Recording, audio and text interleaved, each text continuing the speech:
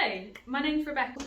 Today we are going to be going through a fair amount of lines and Antt, and I'm going to show you 3 examples as well. So let's go straight into it. IV therapy is very common. We are using it for a lot of our patients, but like everything, it comes with risk as well, including infection. So we want to make sure that we are having standardised practice.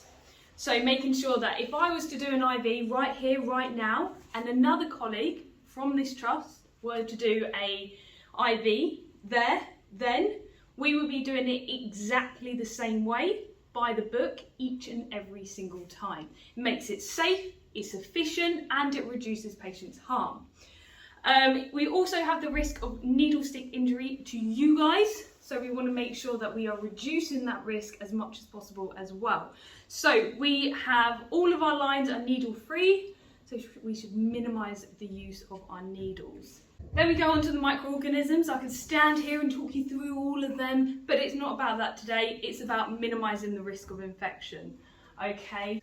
Principles of ANTT. Number 1, first principle of ANTT is hand hygiene. We are constantly touching a million different things all of the time. Door handles, when we come into a room, into your room of your patient, we are touching the patient. Therefore, we need to remember the 5 moments of hand hygiene, again, to minimise the risk of infection. Second, we have gloves and aprons. We need to be making sure we are using gloves and aprons correctly. So gloves and aprons are for one task and one task only, so not multiple tasks or multiple patients. So it is just for one patient, one task.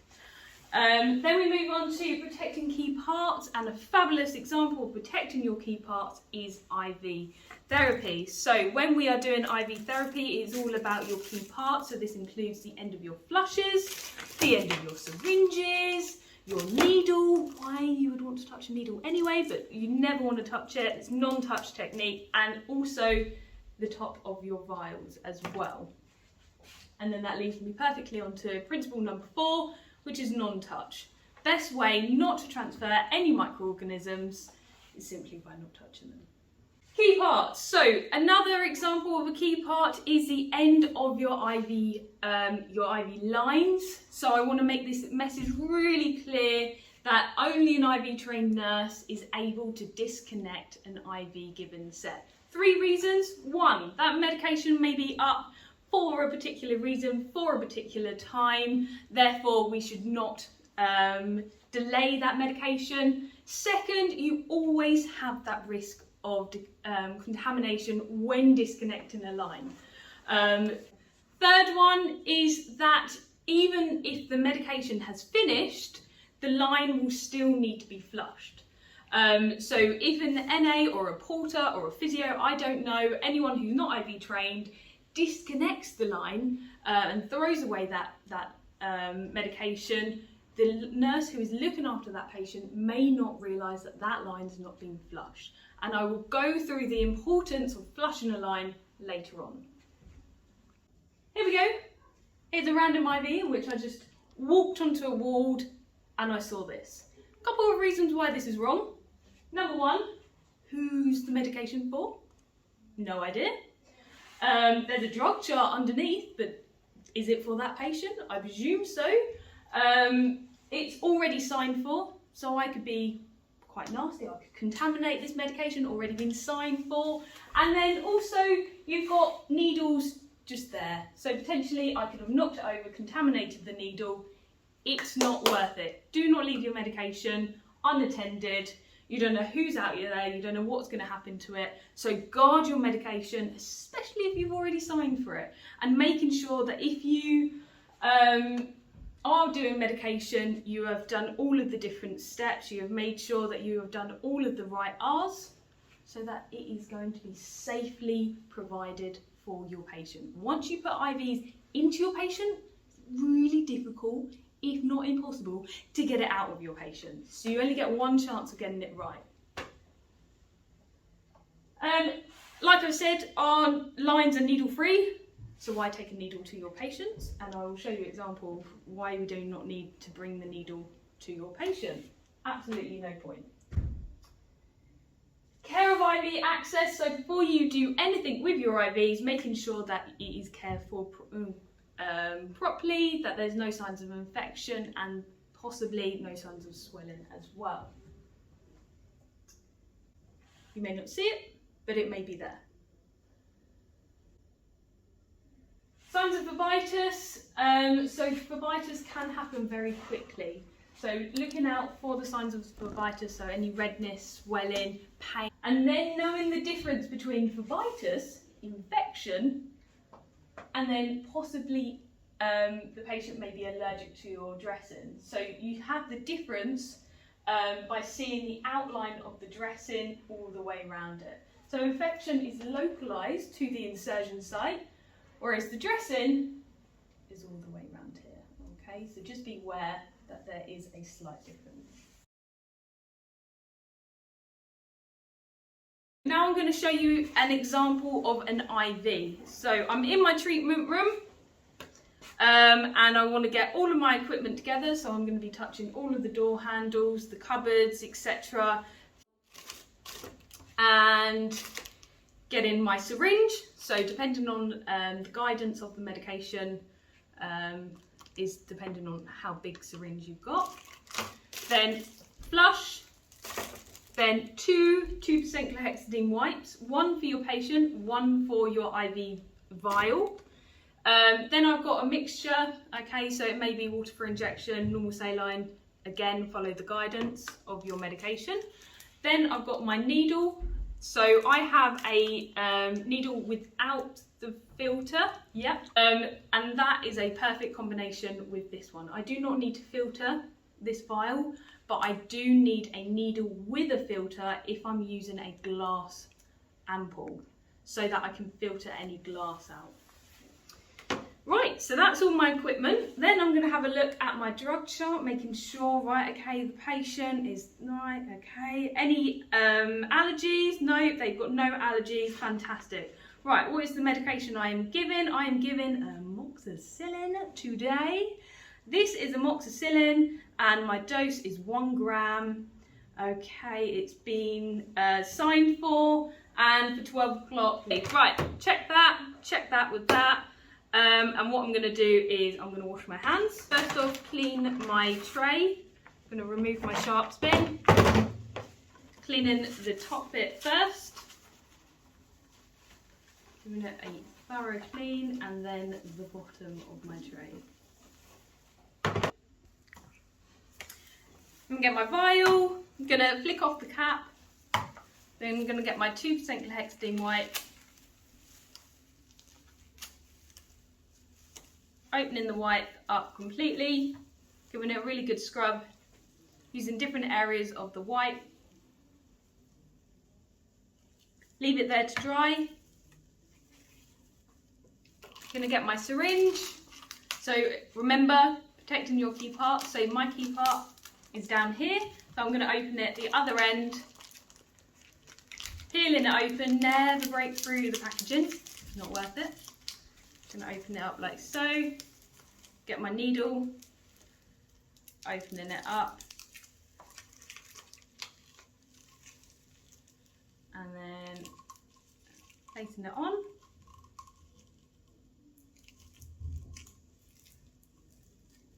That's it. Protecting my needle, getting my water for injection, and then withdrawing the amount of medication that I need, water for injection I need. However much, yep, that's fine.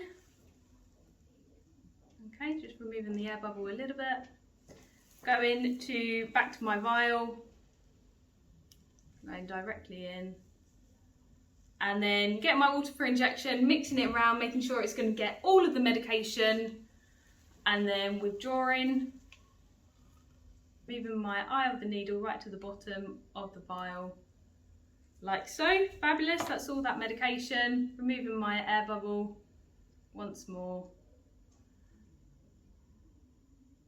That's it. And at this point, I'm not going to resheath absolutely no reason for me to resheath. So this is going straight into the sharps bin, like so. So again, remembering to protect my key part, and I'm going to put it back into the packaging because the packaging was sterile.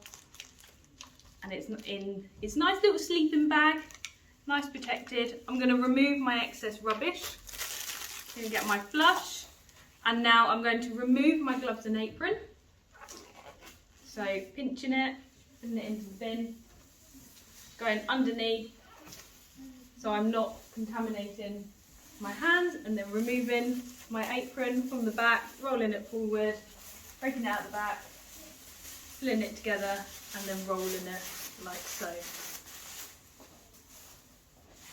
Decontaminate my hands. I'm going to go to my colleague, to another member of staff who is IV trained, making sure I'm holding on to my medication and my drug chart, and I'm going to make sure that they are definitely going to check it, not just sign blindly. So if I was the other member of staff, I would make sure it's the correct patient, all right, making sure there's no allergies, going through to the medication, so it is the correct medication, that is in date. It is the correct route, so my medication is bolus. The correct dose, did I say that? I think I did. Correct time, yeah, so it's the correct time. Water for injection, is this in date? Perfect. And one flush, and it's a cannula, so that's fine. So it's 5 mils before, 5 mils after. So that is fine, and that is in date as well. Lovely. So I shall sign. And then going back to myself, I will go and give this to the patient. So as I'm now going up to the patient, I will decontaminate my hands again. So my cannula here, I would always go upwards, go to the hub that's going upwards, and then that way you remember which one you have cleaned. So giving the hub a really good clean, only cleaning one hub because I'm only using one. Using different areas of the wipe, like so, and then allowing to dry. I'm going to get my flush ready.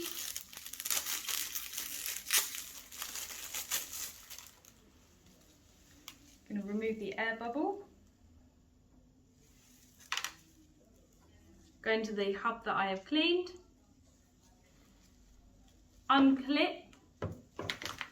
And I'm just going to use push pause technique. So push, pause, push, pause, push, pause, push, pause, push, clip. So on that last push you want to clip so that you've got that positive patency. Placing your cannula down, like so. Putting my flush back into my packaging to protect my key part. Always remember that. Then I pick up my medication, and I then place my medication in, going as quickly or as slowly as the guidance tells me to. So I'm just going to slowly go. So all my medication has been given, so that is no longer my key part, so I can throw that down, get in my flush, protecting my key part, again looking for air bubbles, pushing it in, unclip, and then clip, and that is it. That's my IV done. I'm going to tidy up so that I don't leave any mess. And I sign, and I'm done. Cannulas are often used. They are easy to put in. Some patients. They are for short-term use. You can't take blood from them apart from the first time you put in the cannula. That's when you can take the blood. After that, you cannot take blood from it. They can be quite fragile in the sense that you can only put through certain medications through it. They can't go home. Right, needle free. So regardless if it is your PICC line or if it is your cannula, you have needle free bungs at the end of them. Never use a cannula without the needle free hub on it. It's a very large hole, and this here is protecting you from, protecting your patient should I say, from infections and air embolism. So always making sure that it is firmly on and you are using that correctly. That also goes for your PICC line as well. So this is your binector, and that is what a PICC line looks like without it. Then we move on to midlines and PICC lines. Midlines and PICC lines are both peripherally inserted. They look similar. However, a midline is not a central line. Midlines are in for about about 4 weeks maximum. You can sometimes take blood from them, but then they give up the ghost and then decide not to give you any more blood. So do be careful at what patients you decide a midline goes on. Then you have PICC lines. PICC lines are fabulous. You can give a lot of medication through it, most medications through it. They are high risk of infection because they are a central line. They can be in as long as the patient requires it. We've had one maximum up to 1 year before.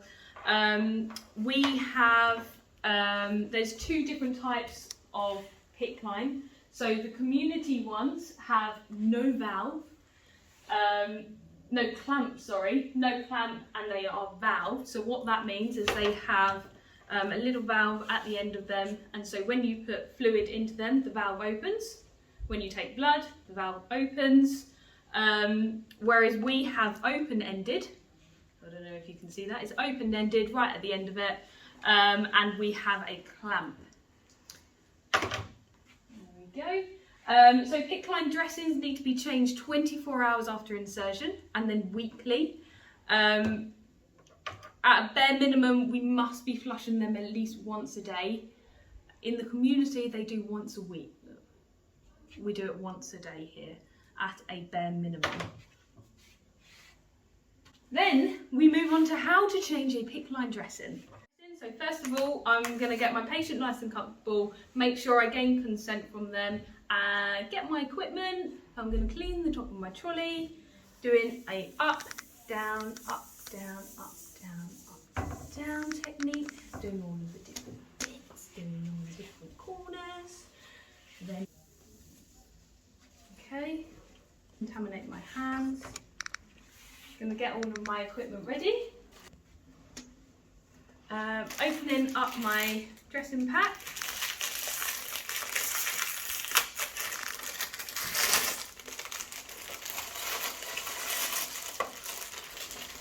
Placing that down there, decontaminating my hands. This is an example of surgical ANTT. So I've shown you how to do standard ANTT with your IV, so protecting your key parts. Now everything on my sterile field is going to be sterile. So therefore I'm going to open it up, making sure I'm not touching the inside of my sterile field. That's it, opening it up.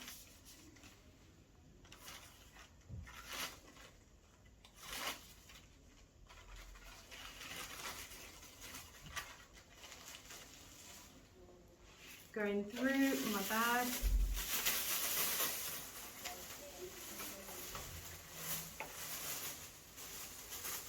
Placing it on the side of my trolley. That's it.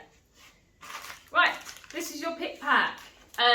These are available from Infection Control 24/7. So just come up, say hello to us, and we will give you some of these. There is a trolley outside as well. So open all of the equipment individually, never just chuck them on like so. So starting off, this is your Cura Prep. This is chlorhexidine impregnated, so make sure that you ask your patient for any allergies. If they are allergic to chlorhexidine, you clean the PICC line with normal saline. Then we have our grip lock. So this is a securement device. This is an external securement device, so this will hold the PICC line in place. This is another securement device. It's called a Securicath. This will hold the PICC line in place, and I'm just going to take it apart just that little bit, just so I can show you that underneath the patient's skin you have a little anchor that is holding the PICC line in place. You do not need both of these securement devices together. So if your patient has one of these, you don't need one of these. So opening that up onto my sterile field, making sure the outside of the packaging does not touch my sterile field. Then we go on to BioNectar. So I've previously stated that BioNectars help with reducing infections and also air embolisms. Every time you change the dressing, you must change the BioNectar. Underneath the BioNectar, especially if you're using certain medications, it can get not very nice. So we want to give it a really good clean and give it a good freshen up. So this is Tegaderm CHG. Again, you have chlorhexidine. If your patient is allergic to chlorhexidine, you need the alternative, which is, so you pop an IV 3000 on. The only trouble with this is your patient will not have an antimicrobial cover. Having the chlorhexidine over the insertion site will prevent them from getting infection, whereas this does not. So make sure your patient is definitely allergic to it. Move this up. Then I have my 2% chlorhexidine white. So opening it up, not touching it, and placing it down onto your sterile field. Last but not least, my sterile gloves.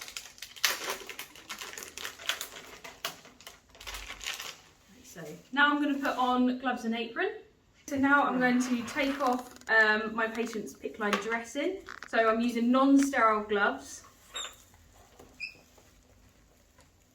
I'm going to go around the outside first. I'm going to do it as delicately as possible. These dressings are very sticky because they need to be. They are on for an entire week. So they need to really stick to the patient's skin. If your patient's got really fragile skin, really take your time. Right, so I've gone all the way around the outside. Now I'm going to go up, always go up. If you go down, you're more than likely to pull the line out. So go up, rolling it up. So go in the way in which the PICC line is going. So mine's going in a bit of a curve. So you can touch the PICC line, but just don't touch the insertion site. Alright, so at this point, I'm going to check for signs of infection. Is there anything coming out of the line? Is there any exudate, any pus? Hopefully not. I also want to see whether or not the line has moved, if it has migrated. To know if the line has moved, what you need to do is have a look at the insertion site documentation and then have a look at the line now. So as you can see, there are white dots on the line, so you need to count the white dots. Ignore the numbers, that is for insertion. So mine has 1, 2, 3, 4, 5, 6, 7 centimetres migration. So you always read between here and your insertion site. So at this point, I'm now going to remove my gloves, my non-sterile gloves, place them into my bin. I'm going to decontaminate my hands, put on my sterile gloves.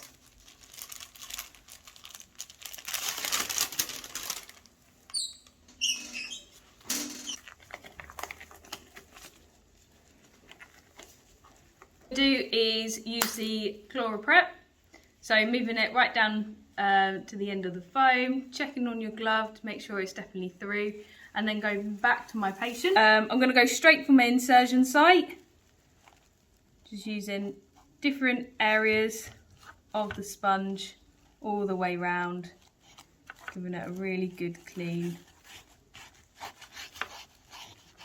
Hashtag, crosshatch, however cool you may be. There we go. If I was cleaning a Securica, what I would do is I would pick the line up and do 360 degrees all the way around the outside, making sure that I'm getting any bits that are in between the PICC line and the Securica. Then I'm going to go to my grip lock. I'm going to remove the existing grip lock so it goes one side. So you've got a little bit of Velcro there. Pulling that off like so. Removing my grip lock, possibly getting another member of staff to hold it in place if you're worried about the line migrating. Taking the grip lock off, remember the little tabby bit, pulling that to the side, taking the PICC line, inserting it in, taking that little bit of paper out, moving across. Underneath you've got 2 bits of paper so you can decide where you would like to put the PICC line. Don't overstretch it. You can have it curled, just make sure that the line is not kinked. So I'm just going to place it like so, one bit of paper, and then there's another one. Then I'm going to get my CHG dressing. So you've got your chlorhexidine in the middle, so making sure that that goes directly over the insertion site, and never stretch this dressing. You stretch it and the skin will ripple and potentially it could cause blistering. So what you want to do is just gently place it on. Place it on like so.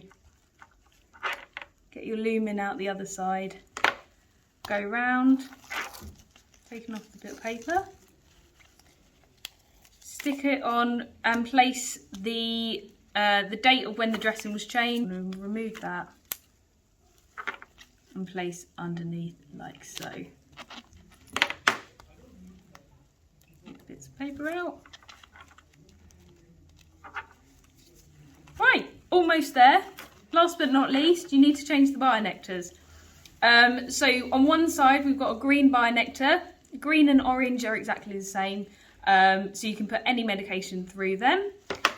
This here is a TPN bionectar. It has TPN on it to warn the nurses that this line is for TPN only, so it's a designated line for it.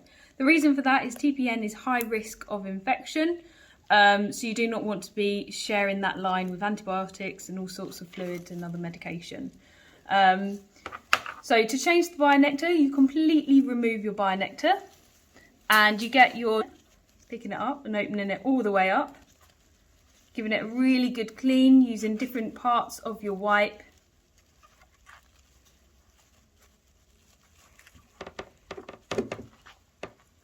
There we go.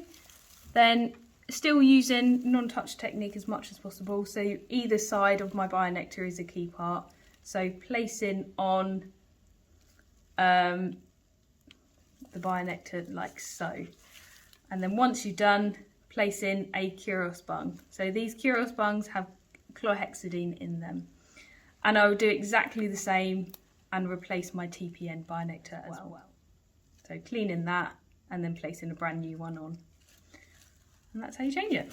Right, so I'll quickly go through a Securicath with you.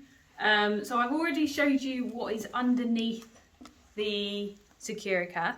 So that's tucked underneath the patient's skin. So it's going to be quite difficult for the patient to pull it out. All right, so that's why it's in. Right, so the Securicath stays in as long as the PICC line stays in. Once the PICC line is finished with, we're done with all the IVs, the patient's no longer on IVs, we can then remove the line. So one side of the Securicath says hold, the other side says lift. So I'm going to hold and lift. I'm going to take that top off, placing that down. I'm going to then take out the PICC line, so getting the patient to hold their breath and then slowly pulling it out. So the PICC line's now gone. So there's two ways of removing this Securicath. One, you can fold it in half. That's probably the easiest method. So folding it at half, keeping it folded, otherwise it will just ping back open. Keep it folded, move the Securicath to the centre of the PICC line, and then what you want to do is push it down and then up. So down into the patient's skin just that little bit and then up.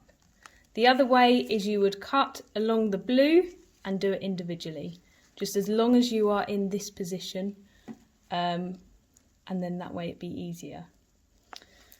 And that is it. That is how you remove a Securicath. Go. So to take blood from a PICC line, if you want to just do normal bloods, what you do is you take off the your Kuros bung.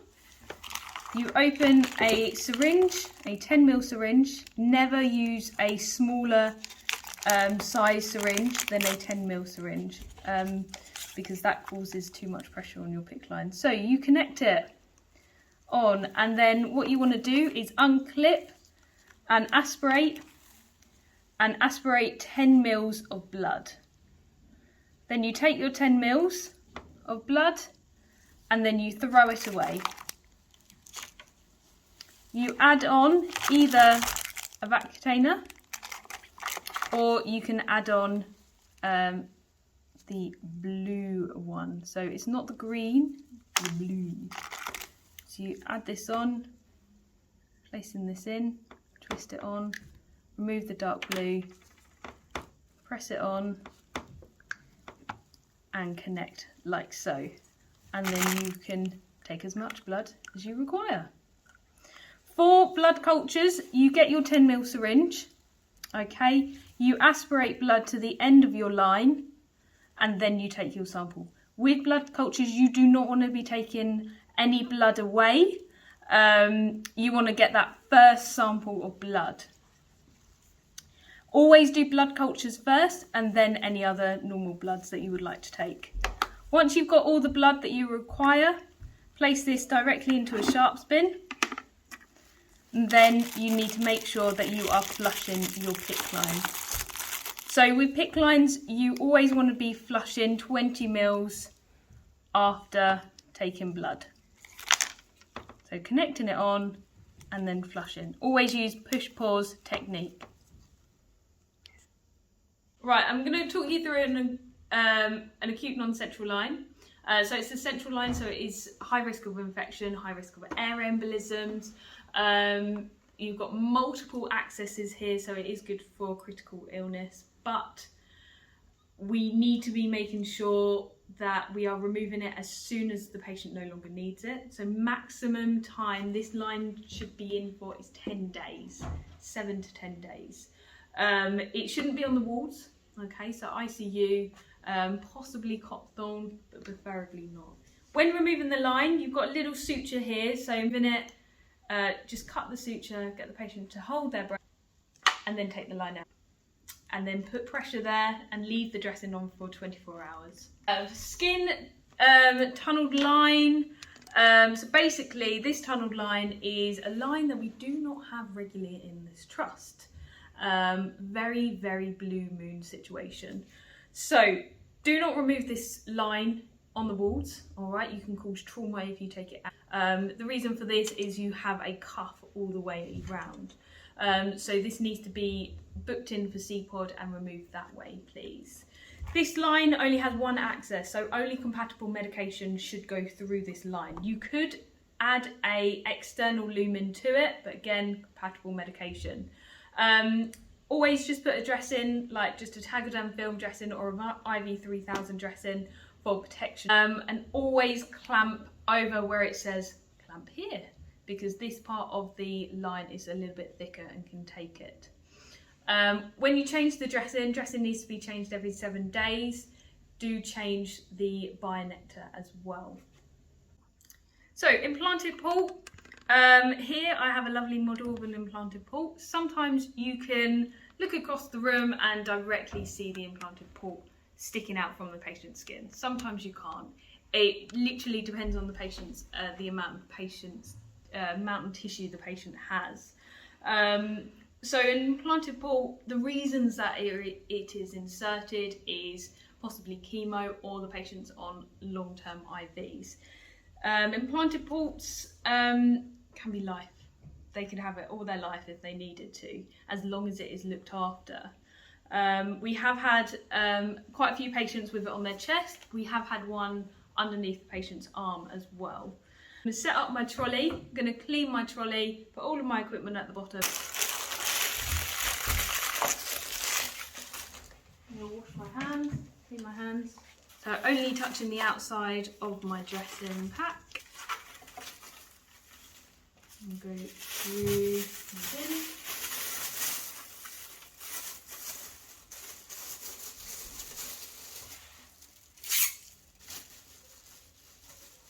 So these packs you can get from infection control. So starting off with just a Tagadan film, that's all we need just to protect the area over the top.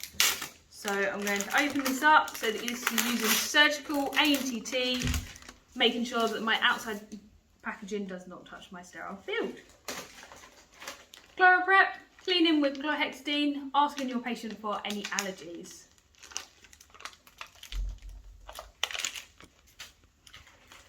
Binector, all lines need to have a binector at the bottom of it or a bung on, so that you are protected for air embolism and infection. Right, most important bit of your access is your micro gripper. You have two sizes. You have your 1 inch and your 3/4. Ask your patient what size they normally have. They may know if they do not. Always start off small and then go for the bigger one. So I'm going to open this up onto my sterile field and throw that away. I'm going to get my flush, placing this onto my sterile field, and my sterile gloves.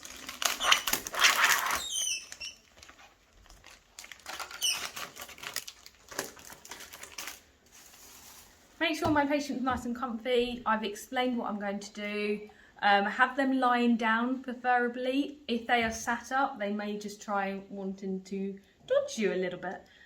So it's easier if they are behind a nice firm surface so they do not move. Right, I'm going to decontaminate my hands again.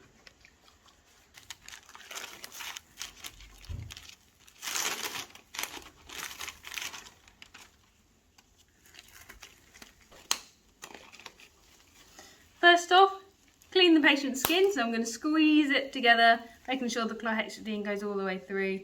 Press it on your glove, yeah, lovely. And then give a really big area, clean a really, really big area.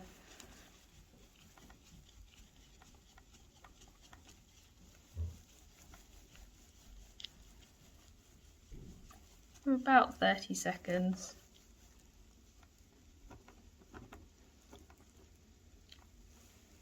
That's it, throw that away. Now what I would like to do is flush the line. So I'm going to continue to use standard ANTT and surgical ANTT. So I want to protect my key parts. So placing them on the side. And just flushing them. That's it. Protecting them as much as possible, so non-touch. And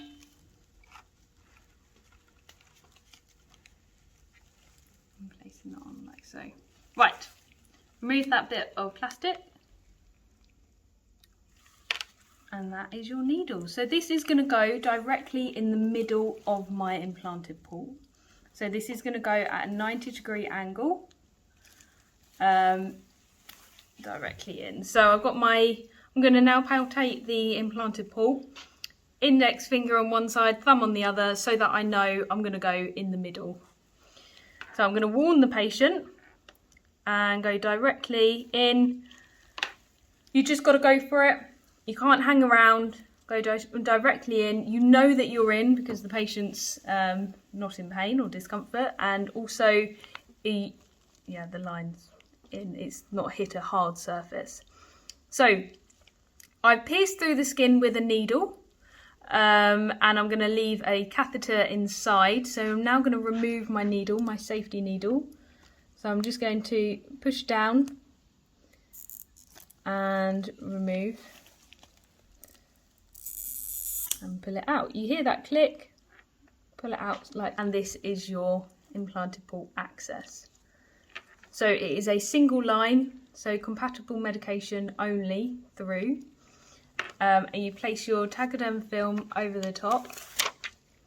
So don't put it on like that, you're going to cause blistering and it'd be uncomfortable for the patient. So get it as close to the line as possible.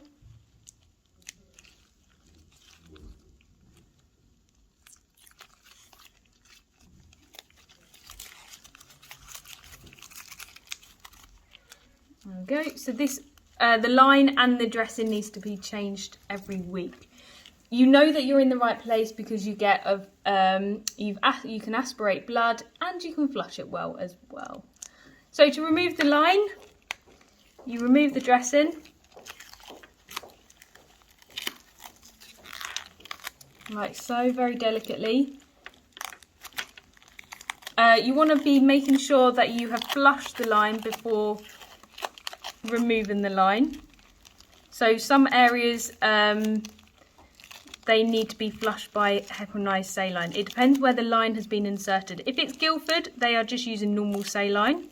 Other areas might be using heparinized saline. So do ask the patient what is their normal regime. So make sure you hold on to the implanted port and take it out at a 90-degree angle. And that is what is left in your patient.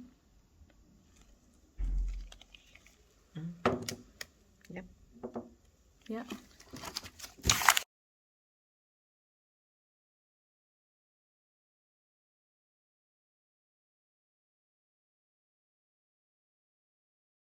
Okay, flushing, super important for any of our line, PICC lines, cannulas.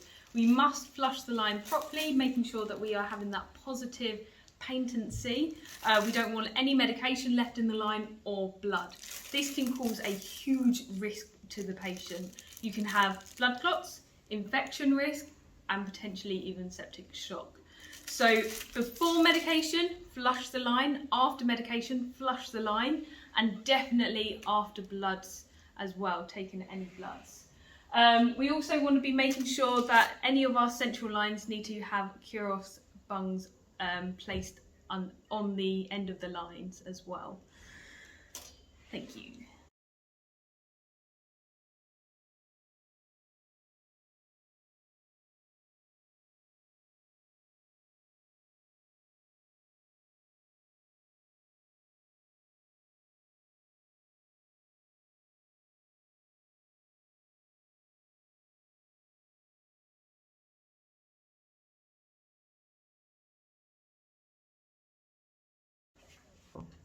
Okay, just quickly at the end, sharp spins are surprisingly only for sharps. So making sure that there's no wrappers in there, there's no gloves, and that we are putting our hospital and also where abouts in the hospital we have opened it, and making sure the sharps lid is completely firmly on. So placing it down, clicking it in place, and that the lid is fully shut. Any questions, please, you're more than welcome to ask me by emailing me. My name is Rebecca Geeson, and also you can give us a call on 6651. Thank you very much.